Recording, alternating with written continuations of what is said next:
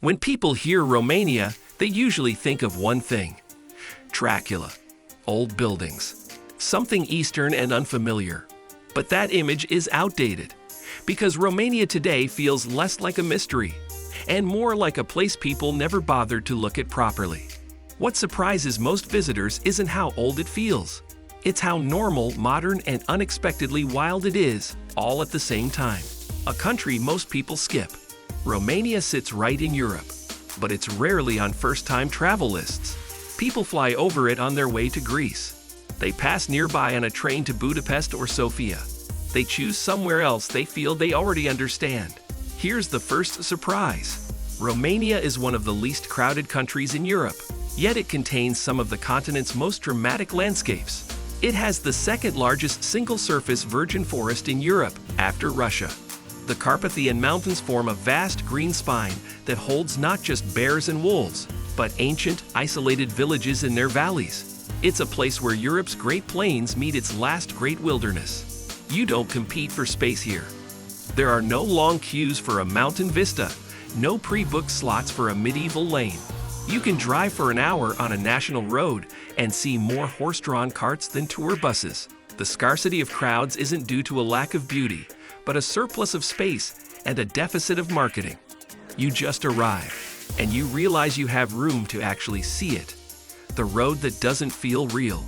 Driving through the mountains, the road starts climbing fast. Hairpin turns that tighten like a spring.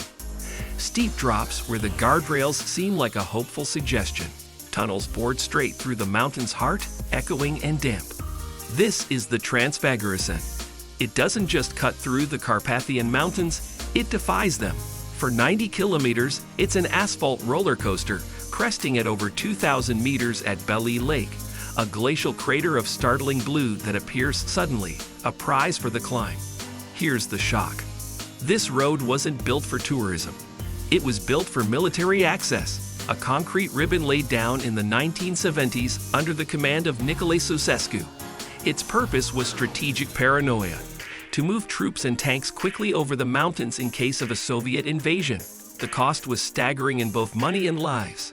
That's why it feels extreme. It is an infrastructure of fear, repurposed into one of the world's greatest drives. Its gradients are punishing, its corners relentless, because efficiency and spectacle were never the goal. Survival was. And that's why it's far more dramatic than people expect from Romania. The castle everyone misunderstands. Most people know Bran Castle by one nickname: Dracula's Castle. The image in their mind is Gothic, towering, wreathed in mist and menace. But standing here feels different than expected. It's smaller, perched on a 200-foot rock like a stone sentry.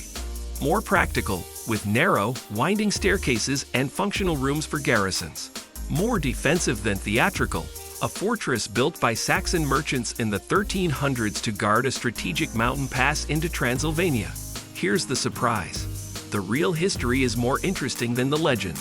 This was a strategic fortress, not a horror story set. It collected customs duties, housed royalty, and served as a border post for centuries. Queen Marie of Romania later transformed it into a royal summer residence, filling it with art and furniture, which is what you see today, a quirky, lived-in home, not a den of darkness. Romania didn't invent the myth. It inherited it. Bram Stoker, who never visited, loosely linked his vampire count to Vlad Tepes, the 15th century Wallachian prince known for his brutal defiance of the Ottoman Empire, who may have been imprisoned here for a brief period. The connection is tenuous, a foreign fiction that took root in global imagination. The castle now humors the legend in its basement with a kitschy exhibit, but upstairs, the truth of medieval trade, royal diplomacy, and national identity is quietly more compelling. If you're interested in places that are famous for the wrong reasons and far better in reality, subscribe. This channel focuses on destinations that break expectations. A medieval city that's still alive. Walking into Sighisoara feels different from most old towns. People actually live here. Laundry hangs from windows. Kids walk to school. This isn't a preserved set. It's functional. Here's what surprises visitors. The old city wasn't rebuilt for tourists. It never stopped being used. That's rare in Europe. You don't just pass through the famous clock tower.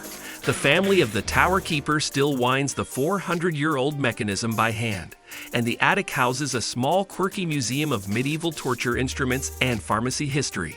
It's a civic duty, not a show. The covered scholar's staircase, built in 1642 to protect students from the elements on their way to school, isn't roped off.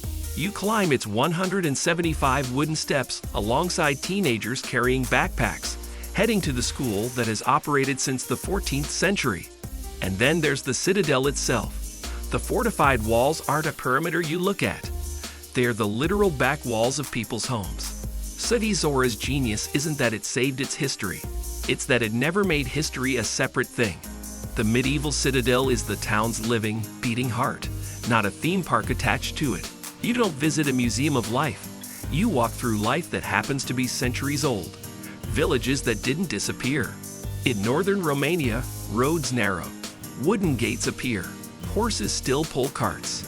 In regions like Maramure's, villages never modernized all at once. They adapted slowly. Here's the shock. This isn't staged tradition. It's daily life that never needed replacing. Churches are still made of wood, not because it's charming, but because that's what works. The towering, nail-less spires are UNESCO sites, yet they remain active places of worship. The famous Mary Cemetery in Sapanta tells life stories with dark humor on vivid blue crosses, a local custom, not a tourist attraction. And then there's the wildlife most people don't expect. Europe's last real wilderness. Romania has one of the largest brown bear populations in Europe. Wolves, lynx, large forests that were never fully cleared. Here's the surprise. This isn't a protected park only experts visit.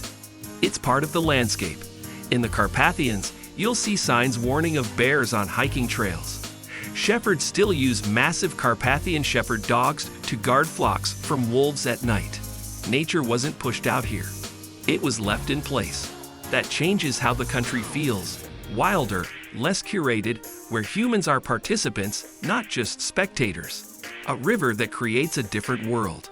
Where the Danube reaches the sea, the land dissolves into water. Reeds, channels, floating villages. The Danube Delta doesn't feel like Europe at all. Boats replace cars. Time slows down. Silence becomes noticeable. This is one of the most biodiverse places on the continent, and one of the least visited.